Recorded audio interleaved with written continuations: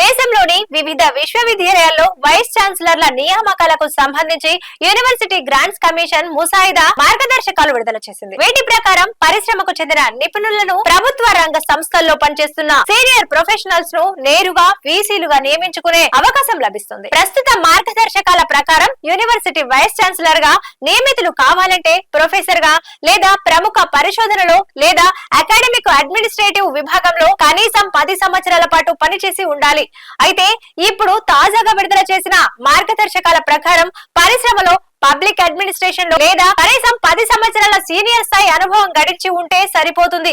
ముసాయిదా మార్గదర్శకాలను కేంద్ర విద్యాశాఖ మంత్రి ధర్మేంద్ర ప్రధాన్ విడుదల చేశారు. యూనివర్సిటీల్లో అధ్యాపకుల నియామకానికి సంబంధించిన నిబంధనలకు కూడా ఆయన అందులో సవరణలు ప్రతిపాదించారు. అండర్ గ్రాడ్యుయేట్, పోస్ట్ గ్రాడ్యుయేట్ డిగ్రీలు ఏ సబ్జెక్టుల్లో పొందినప్పటికీ యూజీసీ నెట్ లో మంచి పనితీరు కనబరిచిన సబ్జెక్టుల్లో అధ్యాపకులుగా నియమితులు కావడానికి అర్హత పొందుతారు. దీనిపై UGC chairman professor Mamidala Jagadish Kumar మాట్లాడుతూ ఇది చాలా ముఖ్యమైన వెసులుబాటు అని చెప్పారు. సూచనల కోసం నూతన మార్గదర్శకాలను యూజీసీ వెబ్సైట్ లో ఉంచారు. కనీసం 55% మార్కులతో ఎంఈ లేదా ఎంటెక్ ఉత్తీర్ణులైన వారిని యూజీసీ నెట్ లో అర్హత సాధించకపోయినా అసిస్టెంట్ ప్రొఫెసర్ గా నేరుగా నియమించుకోవచ్చు.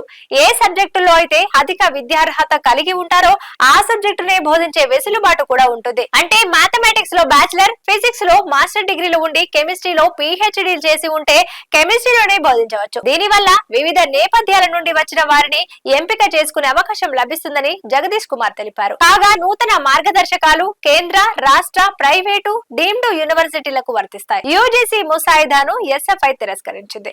యూనివర్సిటీలను కేంద్రీకరించడానికి ప్రైవేటీకరణకు మరో ప్రయత్నంగా ఈ ముసాయిదాను విమర్శించింది. ఈ మేరకు ఎస్ఎఫ్ఐ సెంట్రల్ ఎగ్జిక్యూటివ్ కమిటీ మంగళవారం ఒక ప్రకటన విడుదల చేసింది. ఉన్నత విద్యను రక్షించడానికి ముందుకు రావాలని విద్యావేత్తలను కోరింది. అలాగే ముసాయిదా నోటిఫికేషన్ ప్రతులను దగ్ధం చేసి నిరసన తెలపాలని విద్యార్థి లోకానికి పిలుపునిచ్చింది.